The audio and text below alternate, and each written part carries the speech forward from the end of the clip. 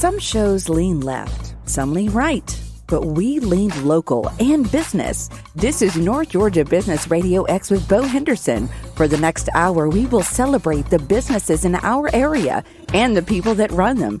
Find us on Facebook at North Georgia Business Radio X and online at northgeorgiabusinessradiox.com. Now, here's Bo Henderson. We got a lot to talk about today. I'm here with Dr. Bill Lampton. How you doing, Dr. Bill? Doing fine. Great to be with you again today, Bo. You know, one of the things we've talked about, and we're in a time when record unemployment, a lot of problems, a lot of people being separated from work, and a lot of them aren't necessarily going to be able to go back to their jobs. And we've talked about this a lot. I think one of the solutions to this scenario is better training and education.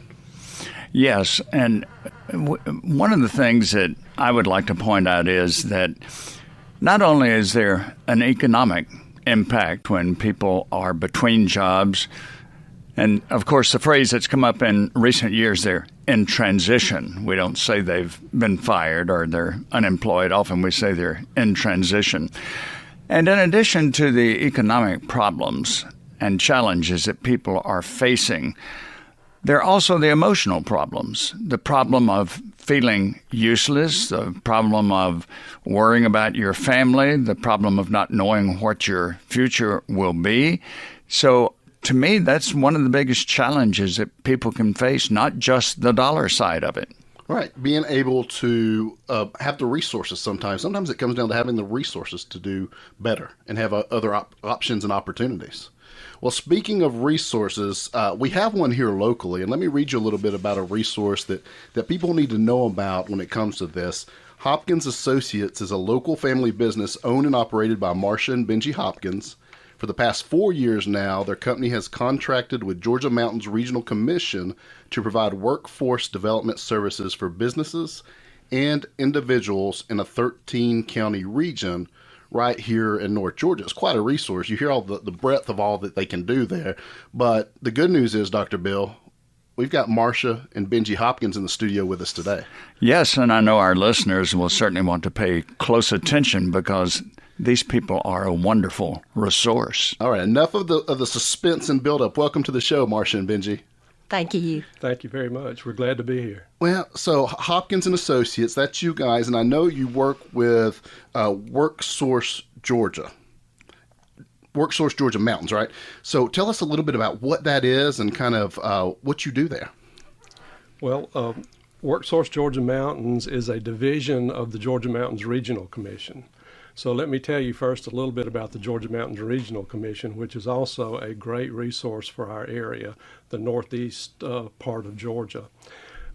Georgia Mountains Regional Commission provides a lot of different types of services to smaller areas in the 13 counties, like economic development, for example, planning, human resources, a myriad of different services that they provide.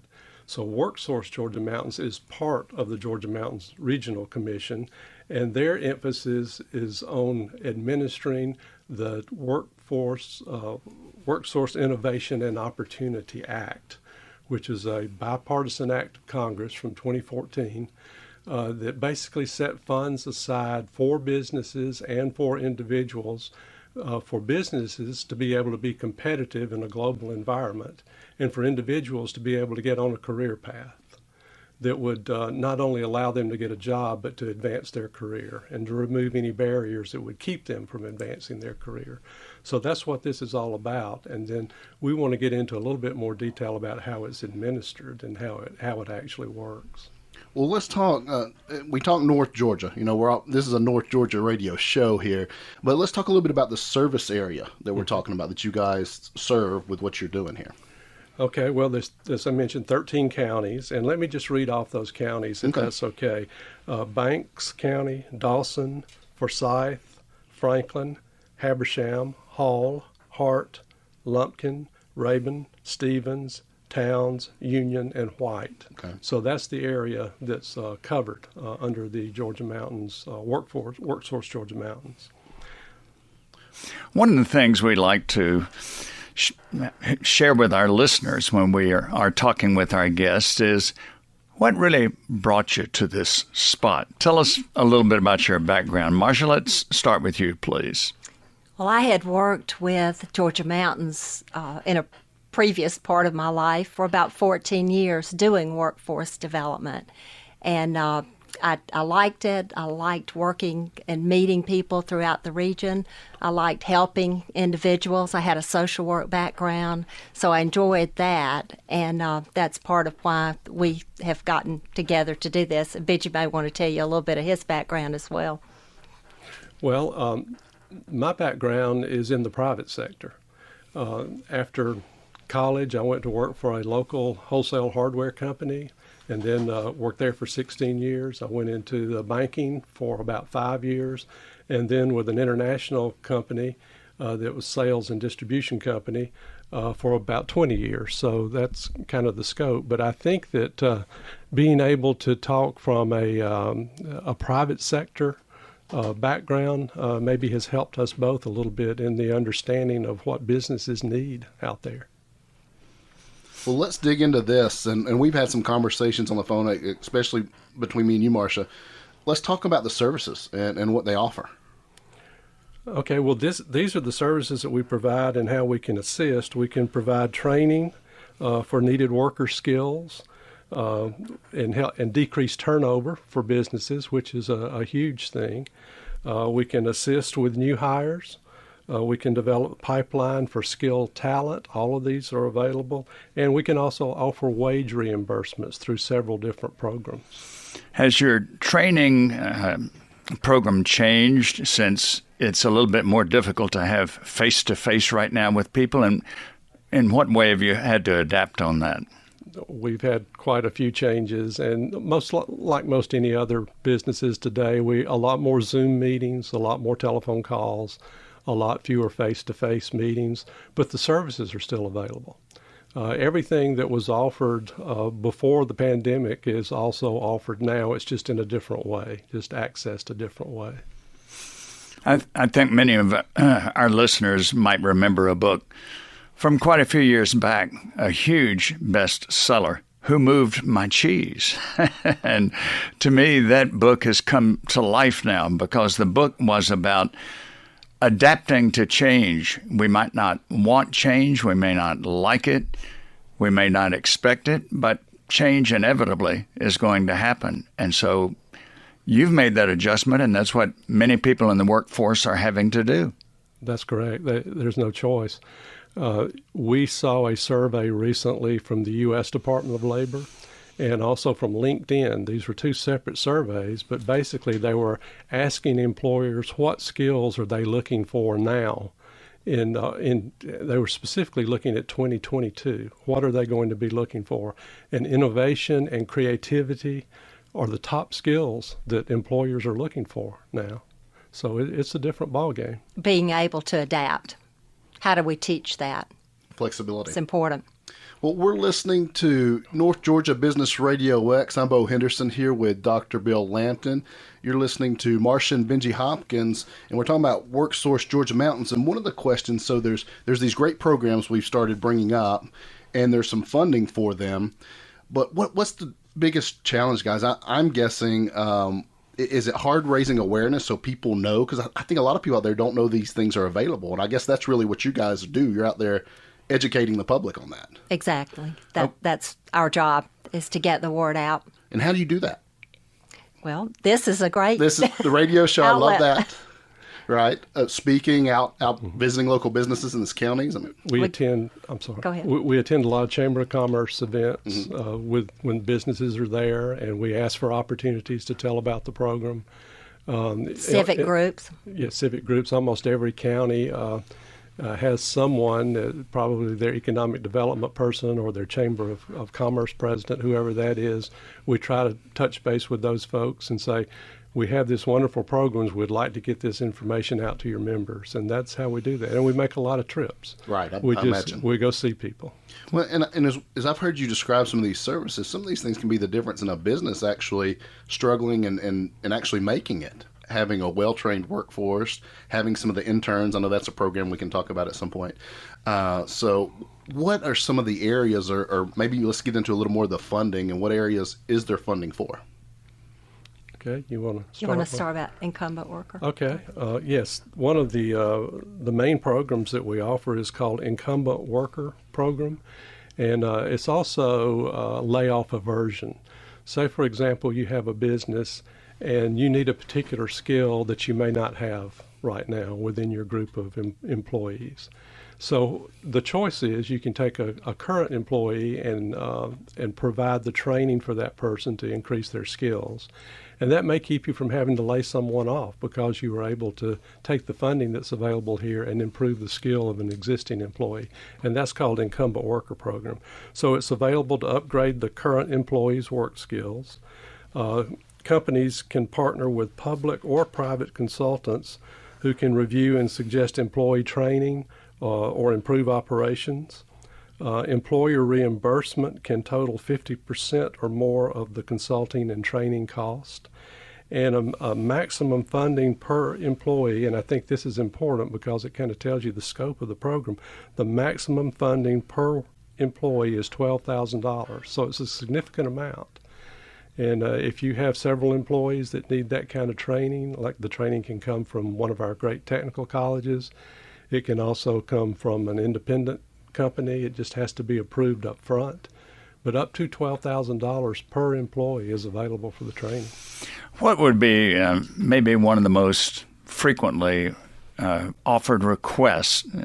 What type of training do people ask you for? Well, let me give you a specific example. That may be the best way. We had a company, a heating and air conditioning company up in Hartwell, Georgia. And this particular company needed to upgrade the skills. They needed particular employees in a particular area, but they didn't have anyone to bring in to fill that. So they decided to train employees from within. So we were able to assist them. They were able to take their business and expand it to more counties because they were able to increase the number of employees that had the particular skill that they needed. So that's a real-life example. Well, we've got a lot more to get to, guys. Let's take a break.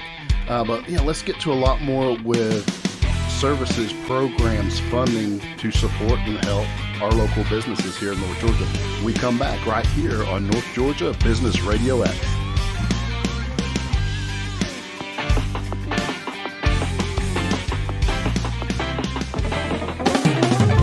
This is Bill Lampton with North Georgia Business RadioX. We're back and we're going to talk some more about the Incumbent Worker Program. Benjie, what else did you want to add on that? Well, I think that if I'm out there and an employer, I may be thinking about what criteria is involved. What does my company have to do to be part of this?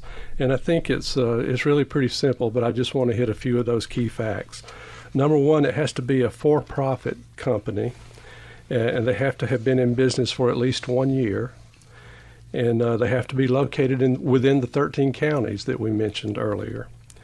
They must have at least 5 full-time and permanent employees, and that's 5 employees, and they must be a financially viable company, and what that means, they need to be current on their state and federal taxes. And the training must lead to full-time employment for the employee. So that's the criteria. If the business can meet those few things, then they may be eligible for this funding. Well, one of the things I see with this Incumbent Worker Program, I see benefits on both the employer and employee side. Because imagine, okay, if I'm an employer and I'm saying, well, I don't have that skill set here, so I'm going to have to go outside, find somebody, bring them in, get them up to date on our culture. But if I'm the employee, I'm not liking it that I might have spent X amount of years in this organization and somebody from the outside is coming in and taking a position that I have the ability to do if I just had proper training. So I think it's an amazing program. Exactly. And I think I mentioned the criteria for the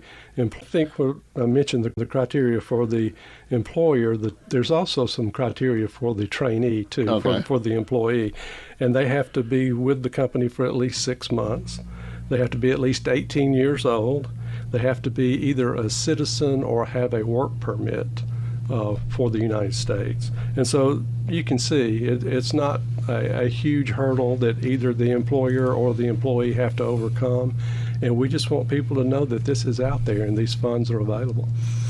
Marsha, what would be some examples of the type of training that you might do with a company on this program?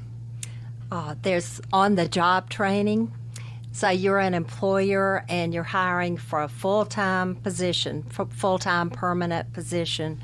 We could reimburse you for 50 to 75% of that trainee's salary during the time of their training. That can be, you must be paying them at least $12 an hour, hopefully more, and we can reimburse up to $12,000 per person. So that's some real money for an employer who needs a new trainee.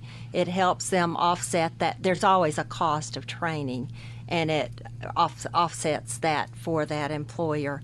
So the individual has to be unemployed, underemployed, or, and this is key now, dislocated. Okay. We're going to have a lot of dislocated individuals from... What's your definition of dislocated? They've lost a job through no fault of their own. So that's happening right now, and we'll be able to help. These funds are available to help the employer and the individuals. And that's happening at every level, no matter the number of employees, no matter the longevity of the company, no matter the brand name of the company. Exactly.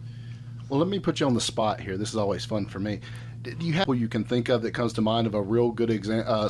Somebody said, hey, we have this specific need, and we're able to use this program to come in, train for that need, and have a really good outcome?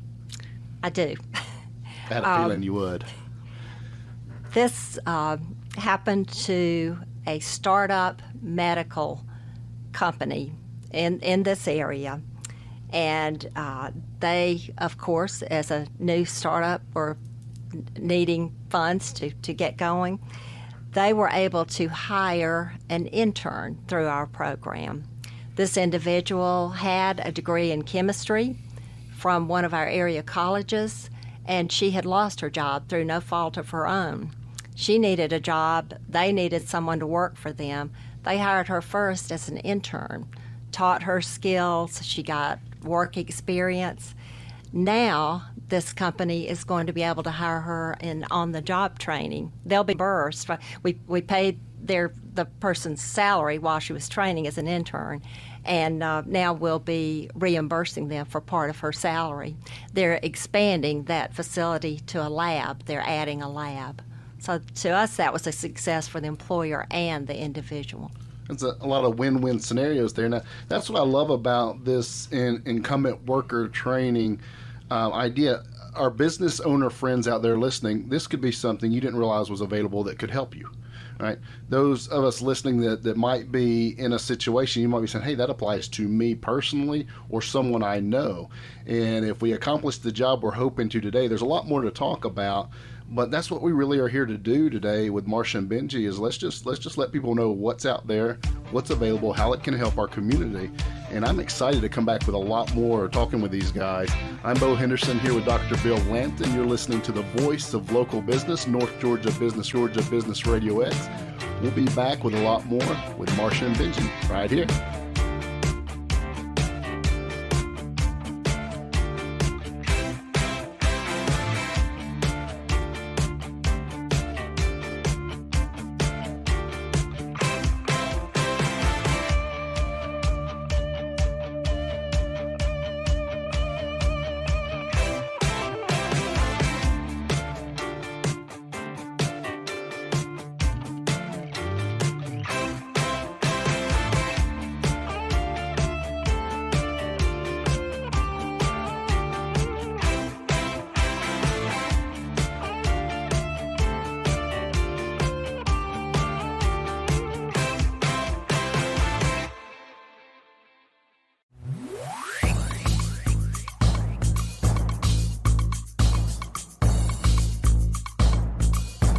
Dr. Bill Lampton.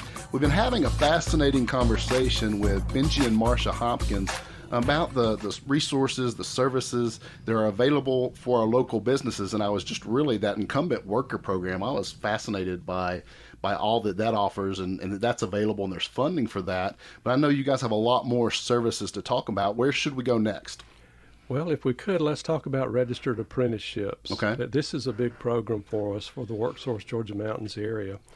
A registered apprenticeship is a little bit different than the other programs we talked about, because in this case, the employee would be working full-time and they're going to school. So it's a combination, normally consists of on-the-job training and classroom training. We have partners that help in this area, and I want to mention those briefly, and I'll give you some examples. There is another contractor with the Regional Commission that help in this area, and I want to mention those briefly, and I'll give you some examples. There is another contractor with the Regional Commission called Workforce Strategies, and their area of emphasis is on registered apprenticeships and primarily in manufacturing. A few years ago, when Governor Deal was in office, he set aside a sector strategy, which means that you go into certain important, of course all businesses are important, but there's some that are going to be very important to the future of Georgia, to make sure that they have the employees that they need to be able to run their businesses and be competitive in the global market. And manufacturing is one of those. So this company, Workforce Strategies, along with the Georgia Mountains Regional Commission Workforce Division, along with the Technical College System of Georgia, focus on how to get apprenticeships into manufacturing. Ships where you actually have a mentor on site, somebody that's teaching this person as they come along, and then they're going to school also to get the training that they need so that when they come out of school, they're ready to take a job full time. This is especially important when you have people that may be retiring and there's really no one that can fill their job. They have 2 years that they can mentor this person while they're going to school, and then they can step right into that job. And the funds that are available for this, the maximum reimbursement for a trainee is $15,000. So that's significant for an employer who wants to get somebody to fill that job, and these funds are $15,000 per person to help them fill that job. You know what I find fascinating about that? I was looking at some statistics in my retirement work, and part of the retirement demographic, one of the problems in the workforce, the biggest problem was the transferring of knowledge. They were retiring people, but the knowledge wasn't college. They were retiring people, but the knowledge wasn't coming through before somebody maybe out of school was coming in. So I love this program because it kind of addresses that need to actually, okay, good luck learning this over 20 years like the last person did. They're getting them in the actual apprenticeship. Exactly. And, a real life example I can think of is we had a company that had someone that's a tool and die maker, which is a very exacting job in manufacturing. And there's a lot of knowledge that had gone into this job for a lot of years. They were able to take someone that was going to Lanier Tech and take them for 2 years and train them into this particular profession so that when they did finally retire, they had someone that could step right in and do the job. And that's very important, I think, to a business owner to have that kind of resource available. There's a contrast that comes to my mind, and that is before I became a consultant and was in the workforce where I was employed. One of the patterns, which I think was almost universal, was that somebody would be hired. They would have a day or a day and a half of orientation classes with probably the other 30 or so new hires, and that would be maybe the last of the instruction or list of expectations or guidelines that they would get. That was it was supposed to be an inoculation that lasted you a long time. But we've learned that from experience that all that does is just truly scratch the surface. Exactly. I think having the mentor, having someone dedicated, having the time available to do that and the money available to do that is huge. Well, let's talk. So we talk about, and I love that apprenticeship model. For a while, it seemed like it was one of those words that was like a word from the past. You didn't see it anymore, but it makes so much sense in today's world that that's exactly what we're doing here.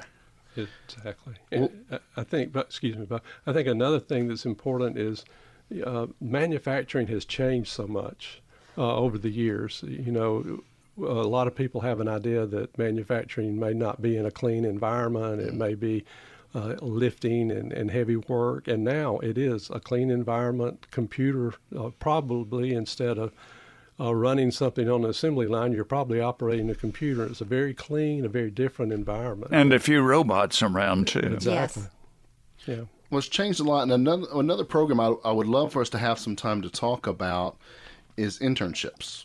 So what kind of programs or funding or just let's dig in? Those are similar to on-the-job training, but a little less structured. Internships can be offered for 80 to 480 hours. The best example I have is a college student at one of our local colleges. You need to be in your last semester. You need to be ready to go into employment.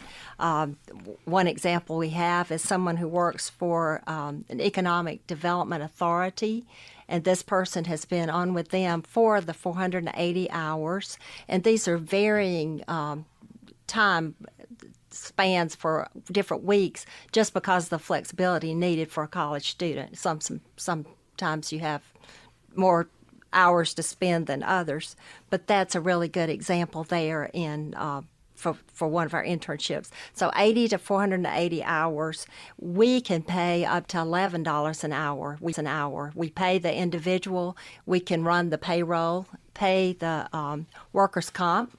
So that's a big advantage for an employer not to have to add someone onto their payroll. They are not obligated to employ that individual at the end. Of course, that's the goal. We'd like for them to do so. But even if that employer cannot employ that person at the end, the person has skills. They've developed skills. And, you know, you've got your education, but you also need the experience. So that this internship program offers both. So that's an example. The person does not have to be in college. But if they are in college, a college setting, it needs to be the last semester. So it's a payment directly to the individual for their salary. Yeah, I mean, businesses that are eligible, I think this is a huge benefit to come in, have somebody trained, and hopefully you're training your future employees. But somebody's we have funding to do that. Mm-hmm. Right? Well, let's talk a little bit about. What kind of business, what do you need to do to qualify as a business? Is it a certain size business? Is it certain criteria? I'm sure there's something.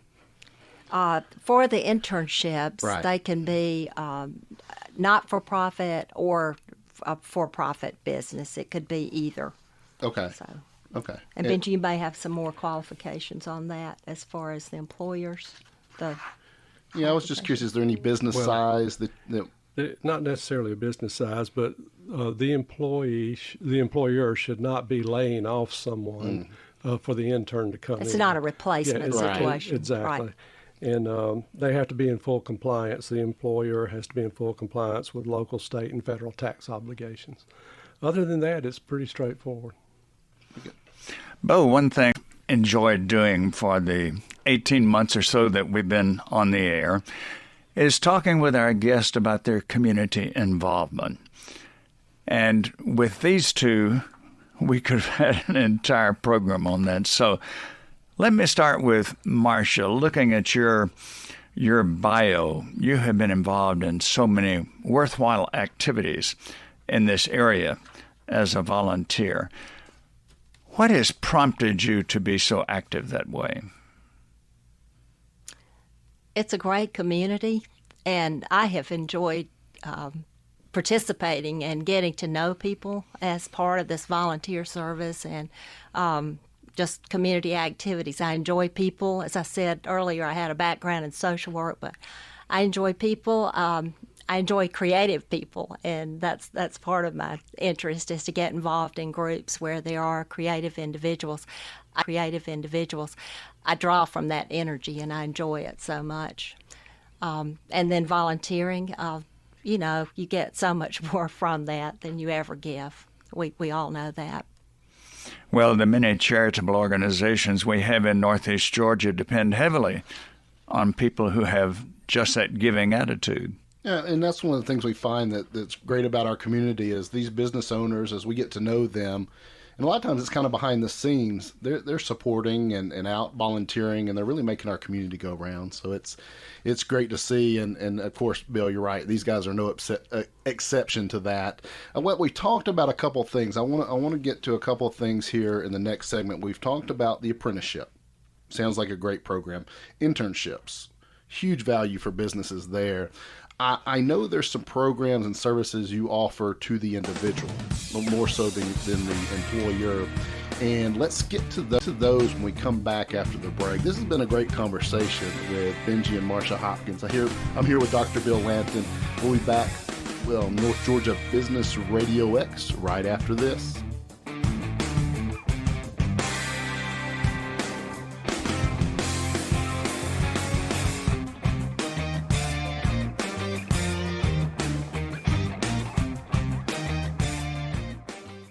Somewhere in my desk is a piece of concrete. It is odd-shaped, having been chipped off a wall. But not just any wall.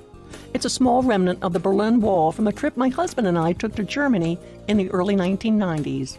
I'm Johnny Erickson Tata, and remember when President Reagan stood before the Brandenburg Gate and issued that famous challenge, "Mr. Gorbachev, tear down this wall." Well, 2 years later, it came down. Have you ever found walls just as real but invisible between yourself and others? You try to get through. Well, can I give you some advice, especially if you have a disability? Don't presume there's a wall because of your handicapping condition. Initiate friendship as you would with anyone else. Reach out. That wall just might fall down. Hey, you want to see a picture of my husband and me at the Berlin Wall? We posted it at disabilitycampaign.org.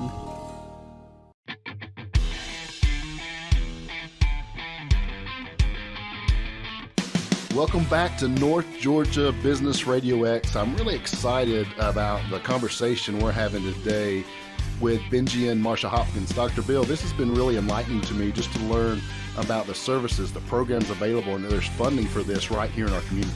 Yes, and it's certainly encouraging. It's enheartening to people who are listening,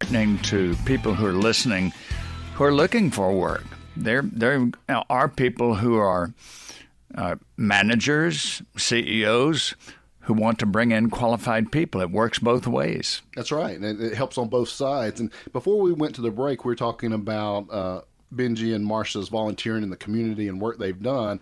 And I know, Marsha, we were talking about your board. It's a volunteer board, right? It is. We have the Georgia Mountains Workforce Board, and it's made up of volunteers from the business community as well as individuals from elected officials, that sort of thing. But they guide the training that's offered in the whole region. And that's where I first met your dad years ago when I worked in workforce development. He was part of the Private Industry Council. Right. That was my original connection to Marsha, was knowing, and I met her when I was a lot younger guy back then. We were both a lot younger. Yeah, doing the work with Dad on the council there. So it's really a cool connection. I was a lot younger guy back then. We were both a lot younger. Yeah, doing the work with Dad on the council there. So it's really a cool connection, and just how this thing's gone on for a long time now. It has. Keeps doing good work. Well, let's kind of shift gears a little bit, and let's talk about programs that are available for that individual out there that might need some support. Well, let me start off by talking about the adult program. Okay. And by adult, that means that anyone that's over 18 years old would be in the adult program. But I think the best way to look at this is these funds are available to remove barriers that would keep someone from having a clear path in their career. And what I mean by that is, say you're a single parent and you may need money for child care. You're out of a job and you may need transportation. You may not have the funds to buy gas for your car to go to Lanier Tech.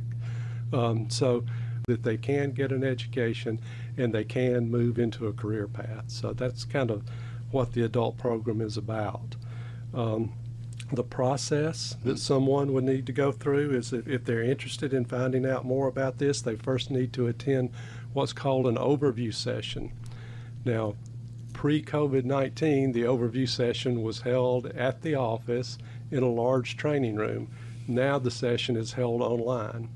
Or if the person doesn't have a computer available, we can work it out over the phone as well. But it's best if they have a computer and they can get online. But that way they can go through the whole process with a counselor at WorkSource Georgia Mountains that will let them know exactly what they would need to have available to be able to take part in this program. They would need to fill out an application. They submit the application to the staff. After the documentation is received, then the staff would, they would need to fill out an application. They submit the application to the staff. After the documentation is received, then the staff would determine if that person is eligible. There'll be things like household finances may come into play. There are several different things that may or may not make someone eligible for the program. The case manager or the counselor contacts the person to discuss the application, and they would help them get started. The thing that I think is important is the folks that we have at the WorkSource Center are very helpful people. They really want to see these people succeed, and they kind of take away the red tape by helping them through every step of the way to make sure that if they are eligible, then they can get the funds necessary to get on a career path. Well, I love that phrase, clear path, because I know there's people out there right now, especially, that there's some obstacles maybe in the way from this. We have a youth program as well, and we've just expanded that center. Benjie mentioned the office, and we want to be sure to give that location and a contact phone number for that. In fact, I may need to do that now. Let's go ahead and do that. Yeah. The phone number to call about any of these services, the business services, the individual services, is 770-538-2727. And we like to say no wrong door. If you call that number, we will get you to the service that's needed. They will get you to the correct person. And the actual location is 1856 Thompson Bridge Road, Suite 3. And you may be familiar, that's the Chattahoochee Center on Thompson Bridge Road here in Gainesville. But we also have career coaches that go out in 13 counties. These are vans that are equipped with computers and a staff that will help people in the 13 counties, same services. But the youth equipped with computers and a staff that will help people in the 13 counties, same services. But the youth program I mentioned, we've expanded it there at the Thompson Bridge location. And this is a chance for 16 to 24-year-olds. That's the definition of youth that we have. To get a GED, we have the actual GED training that Lanier Tech offers. We offer life skills classes, soft skills classes. The employers are eager to have soft skills training. And the definition for that is what makes you a good employee. Not the hard skills of what you can train, but what are the soft skills, the communication skills, the punctuality, that sort of thing. So these are programs specifically targeted to this age group, 16 to 24. To be better equipped. Exactly. To enter the workforce. Well, guys, let's do that. Let's give that programs we talked about today, right? That Exactly. no wrong door is for all of this. Any of the programs we mentioned. Okay, we'd let's be give glad that to number talk. one more time. 770-538-2727, and that is staffed all week, Monday through Friday. Well, very good. Well, I've been enlightened today, Dr. Bill, just learning about what resources there are, what's available, and just to learn that Benjie and Marsha are such a resource here in our local community, and they're out giving this information out and making sure people know what's there. And I'm excited. I'm going to tell you one thing, guys. I think we could have dug into any one of these programs for the whole show. So we might need to have a monthly kind of deal to where we talk and dig in a little further. But great show. What do you think, Dr. Bill? Oh, I know that there are many people who have benefited, and it's been a privilege to host Benjie and Marsha. Well, hey, Benjie, Marsha, had a lot of fun. Thanks so much for coming and joining us on North Georgia Business Radio X. A lot of fun. Thanks so much for coming and joining us on North Georgia Business Radio X. Thanks so much. Thank you. We enjoyed it. All right, guys, that's it. We'll see you next week. Same time, same place, right here on North Georgia Business Radio X. You've been listening to North Georgia Business Radio X with Bo Henderson. What local business do you know that should be highlighted on our program? Let us know. Just search North Georgia Business Radio X on Facebook or contact Bo at businessradiox.com. Thanks for listening. See you next time. And remember to support our local businesses.